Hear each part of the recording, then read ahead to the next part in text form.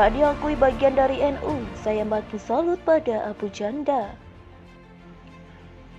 Menurut Alisa Wahid Permadi Arya alias Abu Janda atau AJ, bukanlah bagian dari kelompok NU atau poros-poros NU. Dia juga menganggap perilaku atau sikap Permadi Arya tidak menggambarkan perilaku atau sikap seorang NU.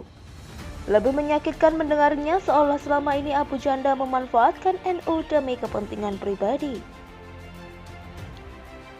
Dia, Abu Janda, tidak benar-benar menguasai ilmu agama. Artinya kita nggak pernah melihat dia sebagai bagian dari kelompok atau poros-poros NU. Jadi dia bukan bagian dari poros-poros NU, pesantren juga enggak.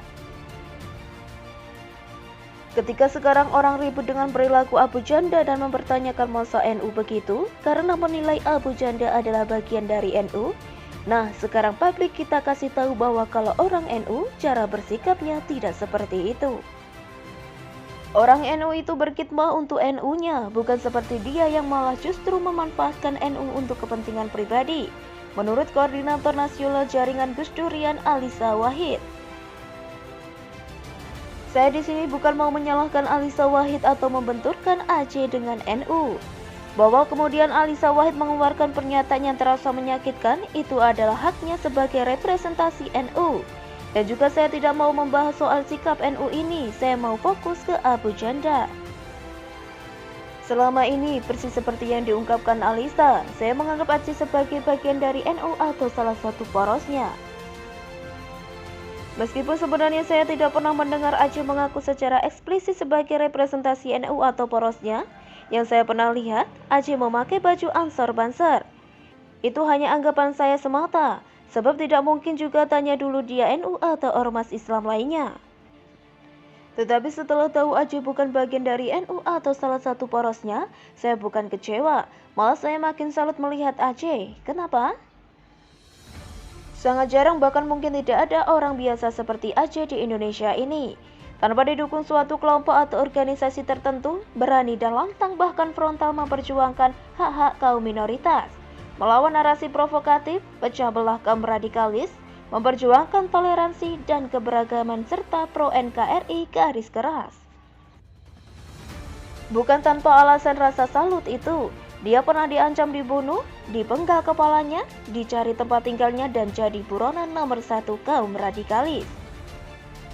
Tetapi AJ tidak takut, malah dia makin semangat melanjutkan perjuangan dan tanpa henti menyuarakan toleransi, melawan intoleransi, dan menghadang provokasi kaum intoleran dan perongrong keberagaman. Saya pernah diancam Mustafa Nahra dilaporkan ke polisi atas tulisan saya. Alamat rumah saya juga dicari mau dipersekusi. Nyali saya memang tak ciut, tidak takut juga, tapi saya makin hati-hati tidak sefrontal sebelumnya. Sebab mungkin saya berani, tetapi tidak demikian dengan orang-orang yang saya cintai, yang bisa saja jadi sasaran. Sementara AJ makin diancam makin semangat dan makin frontal. Tapi dia tidak pernah persekusi orang loh ya.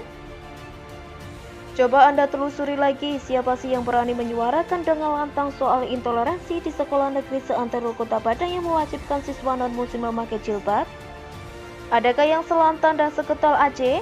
Mulai dari politisi sampai ormas hanya menghimbau saja, seolah kasus itu biasa saja. Coba telusuri seberani dan selantang apa AJ melawan kelompok Islam yang membubarkan ritual keagamaan, melarang pendirian rumah ibadah, menghadang provokasi kaum radikalis. Maka Anda akan paham kenapa saya makin salut pada AJ. Bahkan kasus penistaan agama yang menimpa dia sekarang adalah akibat dari perjuangannya menantang provokasi Tengku Zul di Twitter yang banyak orang tidak paham. Hanya menghakimi cuitan AJ saja tanpa melihat konteksnya. Bahwa kemudian ada yang tetap tersinggung soal cuitan AJ dan konteksnya, silakan saja. Dia juga membela NU dan Ansor Banser habis-habisan juga. Masih ingat soal bendera HTI, AJ paling depan dan lantang melawan. Dari pembelanya terhadap NU dan poros serta kiainya itulah mungkin saya mengira dia bagian dari NU dan di backup NU. Itu sepengetahuan saya. Jika menurut Anda anggapan saya itu salah, silahkan tulis di komentar. Saya malah berharap ada lahir AJ-AJ baru. Orang seperti dia sangat dibutuhkan di negeri ini. yang diserang kaum radikalis secara membabi ngepet dan dengan menghalalkan berbagai cara, bukannya mundur ketakutan, malah makin berkobar semangatnya.